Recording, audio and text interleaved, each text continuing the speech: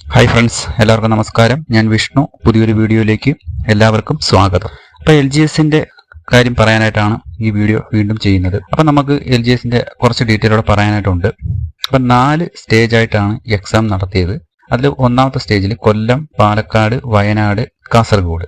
രണ്ടാമത്തെ സ്റ്റേജ് നടന്നത് പത്തനംതിട്ട, ഇടുക്കി, മലപ്പുറം, കണ്ണൂർ. മൂന്നാമത്തെ സ്റ്റേജ് നടന്നത് തിരുവനന്തപുരം, കോട്ടയം, തൃശ്ശൂർ. നാലാമത്തെ സ്റ്റേജ് നടന്നത് ആലപ്പുഴ, എറണാകുളം, കോഴിക്കോട്. അപ്പം ഇങ്ങനെ 4 സ്റ്റേജ് ആയിട്ടാണ് എക്സാം കണ്ടക്ട് ചെയ്തിരുന്നത്. അതിൽ സെക്കൻഡ് സ്റ്റേജ് നടന്ന എല്ലാ ജില്ലയിലും, അതായത് പത്തനംതിട്ട, ഇടുക്കി, മലപ്പുറം, കണ്ണൂർ, ഈ 4 ജില്ലയിലെയും നമ്മുടെ സർട്ടിഫിക്കറ്റ് അപ്ലോഡ് ചെയ്യാനുള്ള മെസ്സേജ് വന്നിട്ടുണ്ട്. അതുപോലെ തന്നെ നാലാമത്തെ സ്റ്റേജ് നടന്ന എറണാകുളവും കോഴിക്കോടും സർട്ടിഫിക്കറ്റ് അപ്ലോഡ് ചെയ്യാനുള്ള മെസ്സേജ് വന്നിട്ടുണ്ട്. അപ്പോൾ നമ്മൾ ഫസ്റ്റ് നോക്കുമ്പോൾ രണ്ടാമത്തെ സ്റ്റേജിലെ അതിന്റെ കാര്യം നോക്കി. പത്തനംതിട്ട ഏകദേശം ഒരു 54 റേഞ്ച് ഉള്ളവർക്ക് OC സർട്ടിഫിക്കറ്റ് അപ്ലോഡ് ചെയ്യാനുള്ള മെസ്സേജ് വന്നിട്ടുണ്ട് എന്നാണ് പറയുന്നത്. ഇടുക്കി ഏകദേശം ഒരു 54 പറയുന്നുണ്ട്, മലപ്പുറം 64 പറയുന്നുണ്ട്, കണ്ണൂർ 59 പറയുന്നുണ്ട്.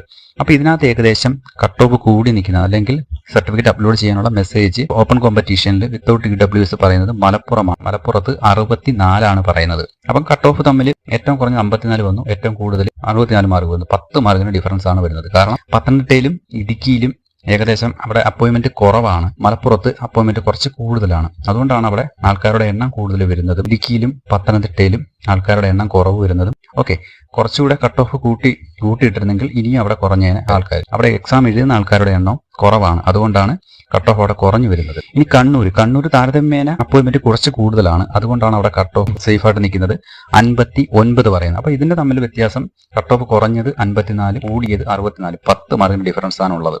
അടുത്തത് നാലാമത്തെ സ്റ്റേജിൽ എക്സാം നടന്നതാണ് ആലപ്പുഴയും എറണാകുളവും കോഴിക്കോടും.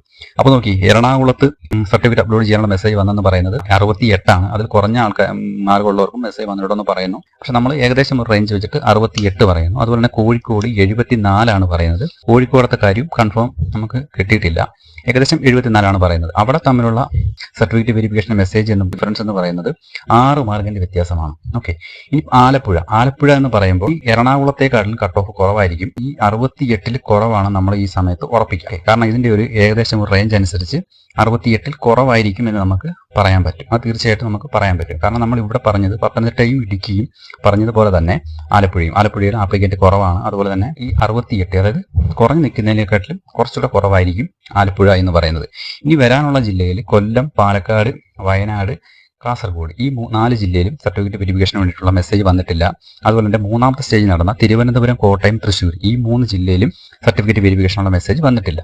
ഇനി നാളെ വരാൻ പോകുന്നത് ഒരു പക്ഷേ ആലപ്പുഴയായിരിക്കും. ആലപ്പുഴയുടെ വന്ന് കഴിയുമ്പോഴത്തേന് ആ 4ാമത്തെ സ്റ്റേജ് കടന്ന ആ എക്സാമിന്റെ സർട്ടിഫിക്കറ്റ് വെരിഫിക്കേഷനുള്ള മെസ്സേജ് എല്ലാം വന്നു കഴിയും. ആ 3 ജില്ലയിലും വന്നു കഴിയും. പിന്നെ ഒരു പക്ഷേ വരുന്നത് 3ാമത്തെ സ്റ്റേജ് നടന്ന തിരുവനന്തപുരമോ കോട്ടയോ തൃശ്ശൂരോ. എൻ്റെ ഒരു അഭിപ്രായത്തിൽ മിക്കവാറും നാളെ തിരുവനന്തപുരം, ആലപ്പുഴയും വരാനുള്ള ചാൻസ് ആണുള്ളത്, അല്ലെങ്കിൽ തിരുവനന്തപുരം, തൃശ്ശൂരും വരാനുള്ള സാധ്യതയാണ് ഉള്ളത്. ഓക്കെ, ആപ്ലിക്കന്റ് കൂടുതലുള്ള ജില്ല, കുറഞ്ഞ ജില്ല, അങ്ങനെ ആയിരിക്കും വരാനുള്ള സാധ്യതയാണ് നമ്മളിപ്പം വരുന്ന ആ ഒരു 6 ജില്ലയിലനുസരിച്ച് പറയാനായിട്ടുള്ളത്. ഓക്കെ, അപ്പം നമുക്ക് നാളെ വീണ്ടും കാണാം. നാളെ ഏതാണ് ജില്ല വരുന്നത് നമുക്ക് കൺഫേം ചെയ്തിട്ട് നമ്മൾ പറഞ്ഞ ഈ ഒരു കാൽക്കുലേഷൻ വെച്ചിട്ട് കറക്റ്റ് ആവുന്നുണ്ടോ എന്ന് നമുക്ക് നോക്കാം. അപ്പോൾ ഇത്രയേ ഉള്ളൂ. വീഡിയോ ഇഷ്ടപ്പെട്ടിട്ടുണ്ടെങ്കിൽ ലൈക്ക് ചെയ്യുക, ഡൗട്ട് വല്ലതും ഉണ്ടെങ്കിൽ കമന്റ് ചെയ്യുക. ചാനൽ ഇതുവരെ സബ്സ്ക്രൈബ് ചെയ്യാത്തവരെല്ലാം ചാനൽ ഒന്ന് സബ്സ്ക്രൈബ് ചെയ്ത് വെക്കുക. പുതിയൊരു വീഡിയോയുമായിട്ട് ഉടനെ തന്നെ കാണാം. അതുവരെ എല്ലാവർക്കും വളരെയധികം നന്ദി, നമസ്കാരം.